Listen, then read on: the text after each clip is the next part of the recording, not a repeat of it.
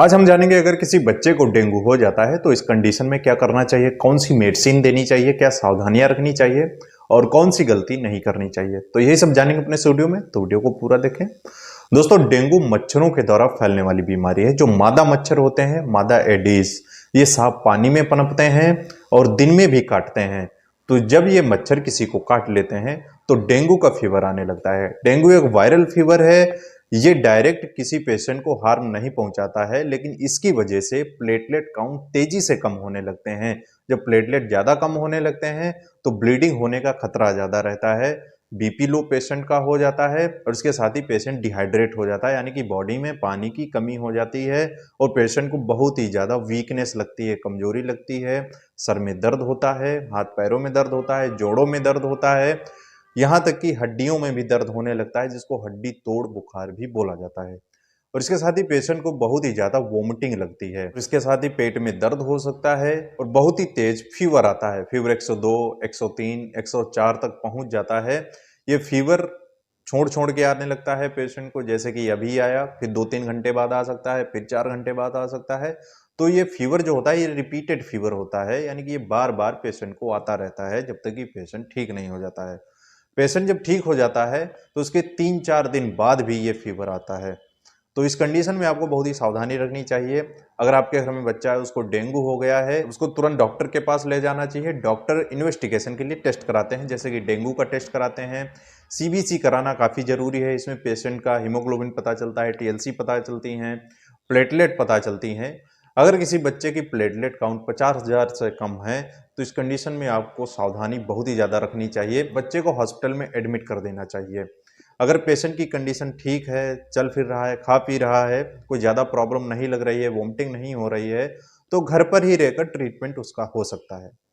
घर पर ट्रीटमेंट क्या करना है आपको? ज़्यादा से ज़्यादा मात्रा में ओरल फ्लूइड्स देने हैं, यानी कि मुंह के द्वारा जो ओरल फ्लूइड्स दिए जाते हैं वो देने हैं, जैसे कि फ्रूट जूस देना है, वेजिटेबल जूस देने हैं, ओआरएस का पानी देना है, इलेक्ट्रोलाइट्स देने हैं। ये सारी चीज़ें जब आप पेशेंट को देंगे तो उसका बीपी मेंटेन रहता है और डिहाइड्रेशन नहीं होता है। इसके साथ ही ज़्यादा से ज़्यादा मात्रा में पानी पीना चाहिए। ऐसे पेशेंट को पूरे दिन में कम से कम 2.5 से 3 लीटर पानी जरूर देना चाहिए।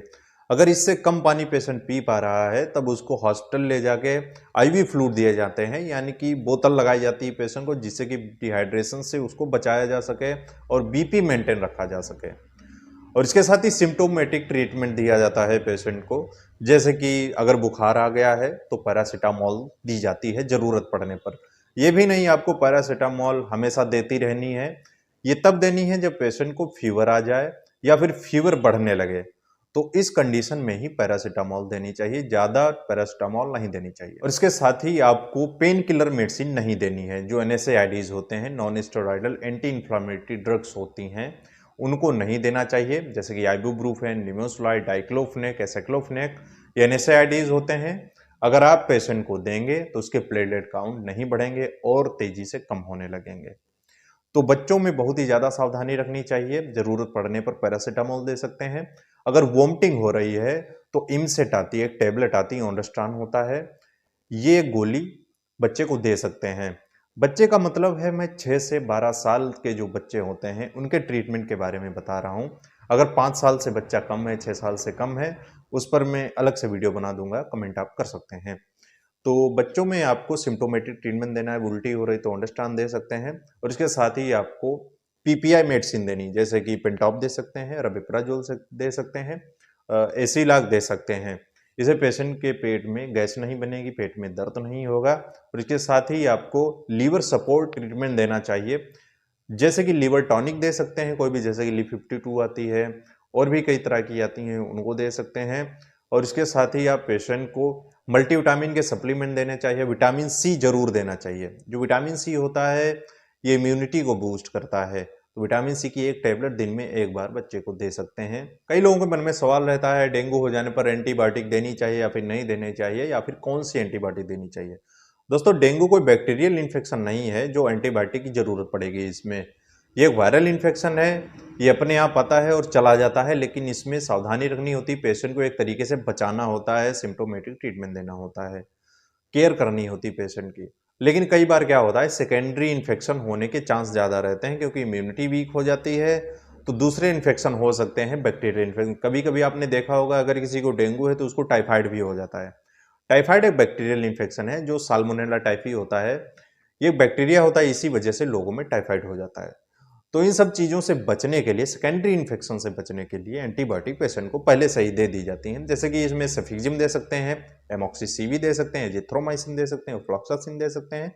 तो ये कुछ एंटीबायोटिक होती हैं जो डेंगू हो जाने पर पेशेंट को दी जाती हैं। अगर कोई बच्चा हॉस्पिटल में एडमिट है तब तो उसको एंटीबायोटिक देना काफ़ी ज़रूरी है। तब उसको इंजेक्शन के दौरान एंटीबायोटिक दी जाती है, जैसे सेप्ट्रोक्सोन होता है, 1 ग्राम का इंजेक्शन पेशेंट को सुबह शाम लगाया जाता है। तो एंटीबायोटिक देना ज़रूरी है। हॉस्पिटल में भी कई सारे इन्फेक्शन होते हैं। अगर आपको इन्फेक्शन नहीं है तब भी इन्फेक्शन हो सकता है, तो इसलिए उससे बचने के लिए, हॉस्पिटल के इन्फेक्शन से बचने के लिए एंटीबायोटिक पेशेंट को दी जाती है। और इसके साथ ही आपको प्लेटलेट काउंट रिपीट करा लेने चाहिए।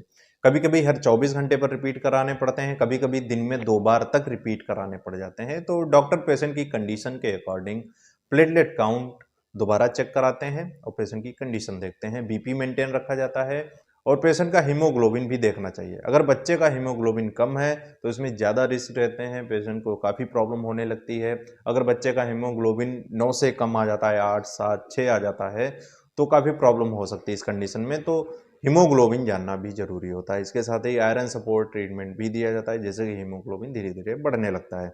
तो दोस्तों आज के लिए इतना ही। आज हमने जाना अगर किसी बच्चे को डेंगू हो जाता है तो इस कंडीशन में क्या करना चाहिए, कौन सी मेडिसिन देनी चाहिए और कब हॉस्पिटल ले जाना चाहिए और क्या गलती नहीं करनी चाहिए। अगर आप इसके बारे में और भी ज़्यादा जानकारी चाहते हैं, किसी और बीमारी के बारे में जानना चाहते हैं, किसी और मेडिसिन के बारे में जानना चाहते हैं, कमेंट करके बता सकते हैं। इंस्टाग्राम में जो फॉलो कर सकते हैं, मैसेज कर सकते हैं।